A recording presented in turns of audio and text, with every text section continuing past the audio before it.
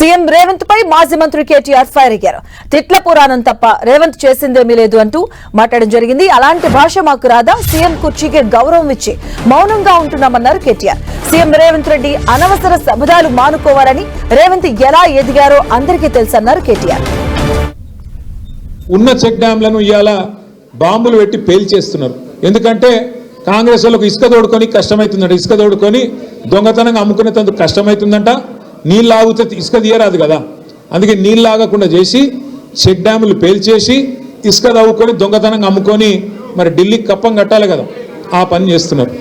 అందుకే మేము అంటున్నాం, ఎగవేతలు, కూల్చివేతలు, పేల్చివేతలు తప్ప ఈ 2 నెలల్లో సాధించిందేం లేదు.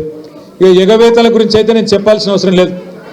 ఆయన పేరు మార్చుకోవాలా, యనుమల రేవంత్ రెడ్డి కాదు, ఎగవేతల రేవంత్ రెడ్డి. ఎందుకంటే మీరు చూడండి ఏమేమి మాటలు చెప్పిండు, పెద్ద పెద్ద డైలాగులు కొట్టిండు.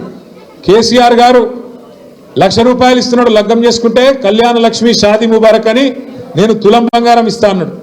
సోనియా గాంధీ మీద ఒట్టన్నాడు. అట్లా ఆడపిల్లలకు నెలకు 2,500,000 ఇస్తా అన్నాడు. ప్రియాంక గాంధీ మీద ఒట్టన్నాడు. మరి అయినా వాళ్ళకని వచ్చినాయా? 2,500,000 తులం బంగారం వచ్చిందా? ముసలోళ్ళని ముంచిండు. 2,000 పెన్షన్ను 4,000 చేస్తా అని మాట్లాడిండు. వచ్చినాయా? ఇవేవి కాలేదంట. కానీ ఇప్పుడు 1,00,000 మంది ఆడోళ్ళని కోటీశ్వర్లు ఎత్తారట ఈ మొగోడు. ఏది ఒక్కరినిద్దరిని కాదు, తెలంగాణలో ఉన్న 2 కోట్ల మంది ఆడపిల్లలు ఉంటే అందులో 1,00,000 మందిని కోటీశ్వర్లు చేసేదాకా ఇచ్చిపెట్టాడట. ఎట్లుంది ఇదంటే అదేమంటారు చూడు, కూట్ల రాయి తీరైనడు ఎట్ల రాయి తీస్తాను బయలుదేరినట. నెలకు 2,500,000 ఇయనికి ముఖం లేదు. కానీ నేను మొత్తం 1,00,000 మంది ఆడపిల్లల్ని కోటీశ్వర్లను చేస్తా అంటుండు. 1,00,000 మందిని కోటీశ్వర్లు చేయాలంటే నాకు కొద్దిగా లెక్కలు చక్కగా రావు. 1,00,000 మందిని కోటీశ్వర్లు చేయాలంటే ఎన్ని కోట్లు కావాలి తల్లి? 1,00,000 కోట్లు కావాలి. మరి మన బడ్జెట్ ఎంత? 3,00,000 కోట్లు. ఎన్ని రోజులు కావాలి? మరి మీరు నేను బతుకుంటామా 1,00,000 మంది కోటీశ్వర్లు కావాలంటే? ఇక ఇలా ఈ తెలివితేటలకు కాంగ్రెస్ వాళ్ళు అంటున్నారు, కేసీఆర్ నువ్వు బయటికి రా అన్నారు మొదలు.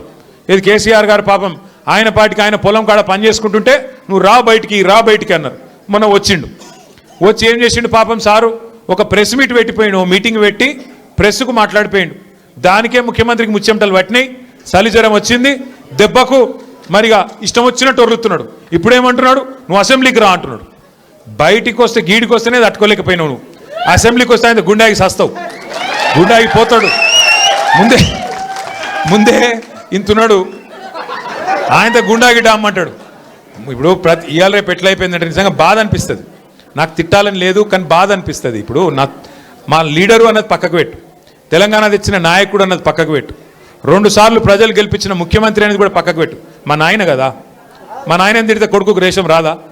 ఇక్కడ దాకుంది కోపం, ఇక్కడ దాకుంది. దొరికితే ఎడమకాలు చెప్పు తీసుకొట్టాలని ఉంది. కానీ ఏం చేయాలి? ప్రజాస్వామ్యం. ఎక్కతక్క మాట్లాడితే మళ్ళీ ఏమంటారు, అగో వీనికి బాగా ఇంకా వీనికి అహంకారం ఉంది రాబోయ్ అంటారు. అహంకారం నాదా ఆయనదా? నేను గుంటూరులో చదువుకున్నా అంటాడు. అరే నేను గుంటూరులో చదువుకుంటే నీకేం వచ్చింది రాబోయ్? నాకు అర్థం కాదు.